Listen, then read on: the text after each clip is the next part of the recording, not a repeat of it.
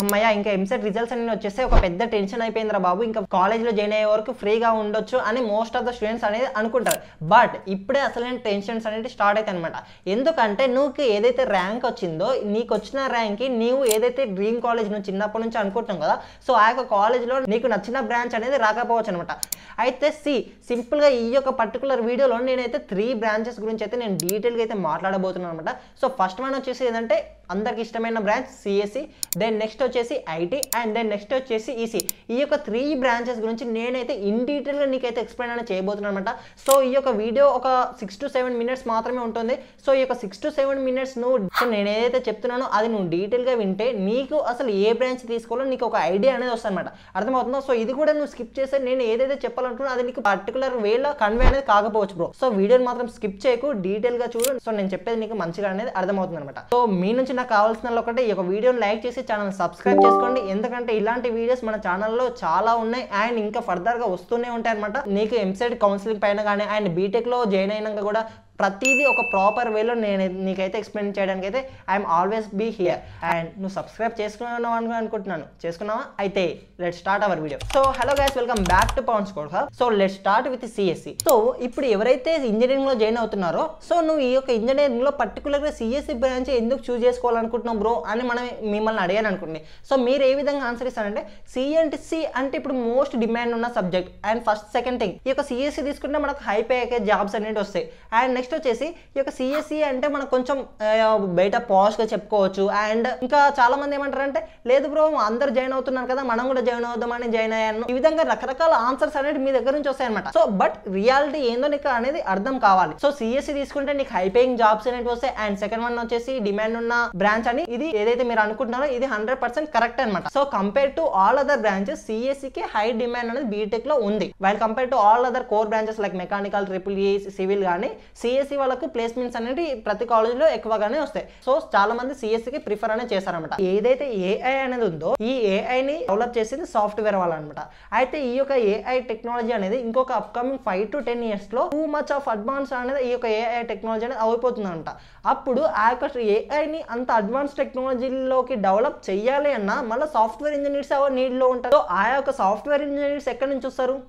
CSC నుంచి కదా, ఓకేనా? సో సిఎస్సి వాళ్ళకనే డిమాండ్ అనేది ఎప్పుడు ఉంటుందన్నమాట. ఎందుకంటే ఇప్పుడు మనం చూసుకుంటే మన చుట్టుపక్కల ప్రతిదీ కూడా సాఫ్ట్వేర్ అనేది అవుతుందన్నమాట, ఓకేనా? సో ప్రతిదీ కూడా ఏఐలోకి మారిపోతుంది, ప్రతిదీ కూడా మనకు టెక్నాలజీ అనేది వస్తుంది ఎటు చూసినా. సో సిఎస్సి వాళ్ళకి ఎప్పుడు కూడా డిమాండ్ అనేది తగ్గదు, ఇది క్లియర్. సో మీరు ఒకవేళ ఈ యొక్క సాఫ్ట్వేర్ సైడ్ మంచిగా రావాలి, హై పేయింగ్ జాబ్ తెచ్చుకోవాలంటే CSC is always there for you అనమాట. సో ఈ యొక్క సిఎస్సి గురించి నీకు ఒక నిజం చెప్పాలంటే ఏంటంటే compare to all other branches ఏవైతే ఈ యొక్క ఇంజనీరింగ్ ఉంటాయో CSC is the easiest branch అనమాట. Even though I'm a computer science engineering student, నేనే చెప్తున్నాను అనమాట. సో సిఎస్సి అనేది చాలా ఈజీ సబ్జెక్ట్.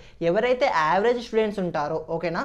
సో ఈ యొక్క యావరేజ్ స్టూడెంట్స్ అనేది మీరు core branches like civil, mechanical, triple ఈ ఇలాంటివి తీసుకునే దానికన్నా సిఎస్సి తీసుకోవడం నేనైతే మీకు మంచిదని చెప్తాను అనమాట. ఎందుకంటే నువ్వు ఈ యొక్క ఇలాంటి కోర్ బ్రాంచెస్ తీసుకుంటే నువ్వు సిఎస్సి వాళ్ళకన్నా 2 to 3 times అనేది ఎక్కువగా కష్టపడాల్సి ఉంటుంది. అండ్ ఈ యొక్క సిఎస్సిలో ఇప్పుడు ఓన్లీ సిఎస్సి అంటే ఈ యొక్క సిఎస్సిలో చాలా సబ్ బ్రాంచెస్ కూడా ఉంటాయి అనమాట. Like AIML, data science, cyber security and machine learning ఇలాంటివి. సో ఇలాంటి బ్రాంచెస్ అన్నీ కూడా నువ్వు అప్రోచ్ అనేది అవ్వచ్చు ఒకవేళ నువ్వు సిఎస్సి స్టూడెంట్ అయితే, ఓకేనా? So that's about CSC. ఒకవేళ సిఎస్సిలో ఇంట్రెస్ట్ ఉంటే నువ్వు ఈ యొక్క సిఎస్సి అనేది తీసుకోవచ్చు.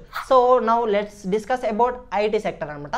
సో ఇది ఏదైతే ఐటీ సెక్టర్ ఇన్ఫర్మేషన్ టెక్నాలజీ అంటున్నామో ఈ యొక్క ఇన్ఫర్మేషన్ టెక్నాలజీ అనేది it is the sub branch of CSC అనమాట. So computer science and engineering ఏదైతే బ్రాంచ్ ఉందో దాని యొక్క సబ్ బ్రాంచ్ ఈ యొక్క ఇన్ఫర్మేషన్ టెక్నాలజీ అనమాట. సో నీకు మాక్సిమం చూసుకుంటే ఈ యొక్క సిఎస్సికి ఐటీకి నేను చెప్పేది ఏంటంటే అస్సలు డిఫరెన్స్ అనేది ఉండదు బ్రో.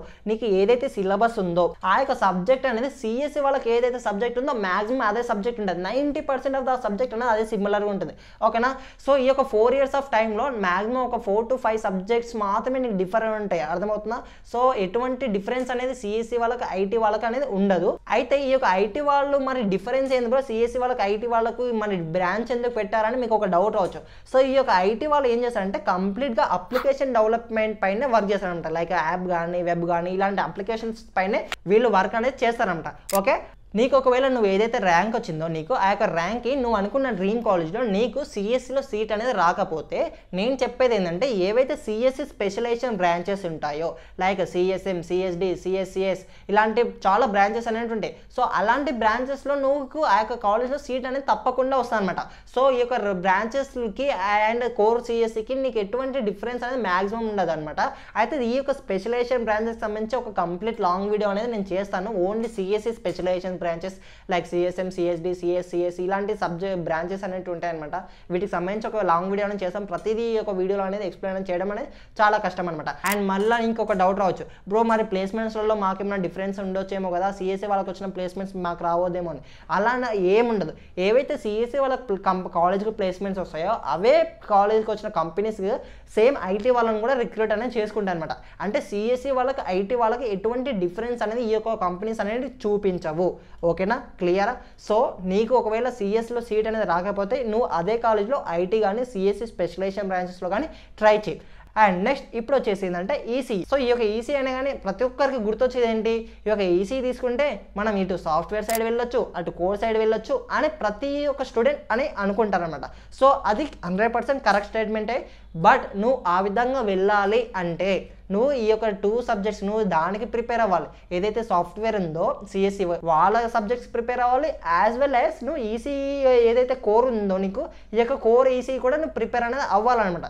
ఓకేనా, ఎందుకంటే ఈసీఏ సిఎస్సి కన్నా టఫ్ ఉంటుంది అండ్ నువ్వు ఆ యొక్క ఈసీని చదవాలి. అండ్ ఈ యొక్క సిఎస్సి సబ్జెక్ట్స్ నీకు చెప్పడానికి ఎవరు ఉండరు. మళ్ళీ ఈ యొక్క సిఎస్సి సబ్జెక్ట్ చదవాలి, నీకు కొంచెం డిఫికల్ట్ అనేది అవుతుంది. సో నువ్వు ఒకవేళ ఈసీ తీసుకోవాలని నువ్వు సాఫ్ట్వేర్ అవుదామంటే సో నువ్వు అవ్వచ్చు, బట్ నువ్వు ఎక్కువగా నువ్వు కష్టం అనేది పడాలి. నువ్వు ఏ బ్రాంచ్ తీసుకున్నా నువ్వైతే తప్పకుండా కష్టపడాల్సిందే బ్రో. ఒకవేళ నీకు సర్క్యూట్స్ కానీ, ప్రాసెసర్ డిజైన్స్ కానీ, మదర్ బోర్డ్స్ కానీ అండ్ విఎల్ఎస్ఐ కానీ ఇలాంటి కాన్సెప్ట్ పైన నీకు ఒకవేళ ఇంట్రెస్ట్ అనేది ఉంటే నువ్వు ఈసీ అనేది కళ్ళు మూసుకొని తీసుకోవచ్చు. ఓకేనా, నువ్వు ఈసీ తీసుకున్నా సిఎస్సి వాళ్ళతో పాటు నువ్వు సాఫ్ట్వేర్ జాబ్కి అప్లై అనేది చేయొచ్చు, నీకు ఎటువంటి ఇబ్బంది అనేది ఉండదు.